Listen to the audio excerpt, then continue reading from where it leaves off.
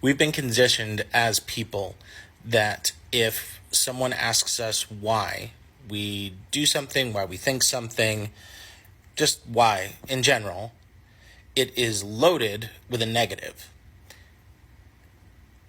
It's tough, and it's something that has been happening for a very long time. And in my experience, and I know how I am now, that if someone asks me why, and I think it is something that is coming from a negative place, I tend to respond with, I'm happy to tell you why. Can you let me know why it matters? What would you like to know? Like, what's the reason for your question?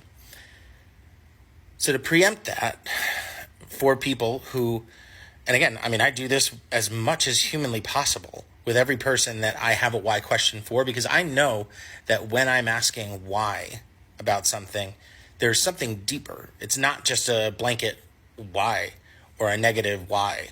It's always with a position. There's a reason that I'm asking why.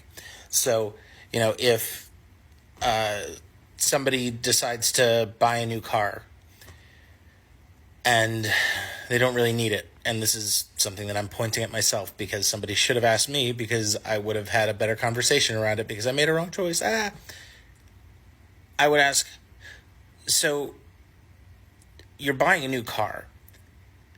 What's the reason that you're doing it? Is it because your old one isn't working? Is it because there is something the new car will give you that the old one doesn't? Yada, yada. Like, you can position whatever is necessary.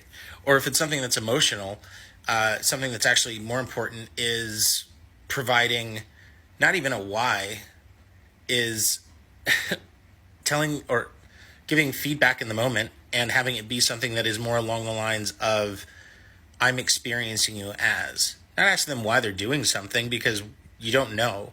But what you can do is express how what they're doing is impacting you. So, I'm making this up, but, if your mom is acting in ways that are angry towards you, and, she's raising her voice or whatever, and instead of asking her, why are you angry? Because that's assumptive. Ask, or just tell her, I'm experiencing you as raising your voice and coming at me in a really combative way. I want to understand that more. So can you help me? Approaching things from a vulnerable place in terms of how other people are impacting you and speaking your truth from a vulnerable place is a much better way to engage in a conversation with people who tend to not be able to express themselves well, because you are starting the conversation from a place of openness and honesty. And again, in my experience, when I do that, they either meet me there or they tend to just look really foolish because they just continue to be super emotional without being able to step back or being able to pause and respond. And then you can revisit that conversation or not. I mean, it depends on the relationship and the people, of course. And there is a lot of benefit from approaching things from a place of what is impacting you and how other people are affecting you versus pointing out what other people are doing wrong.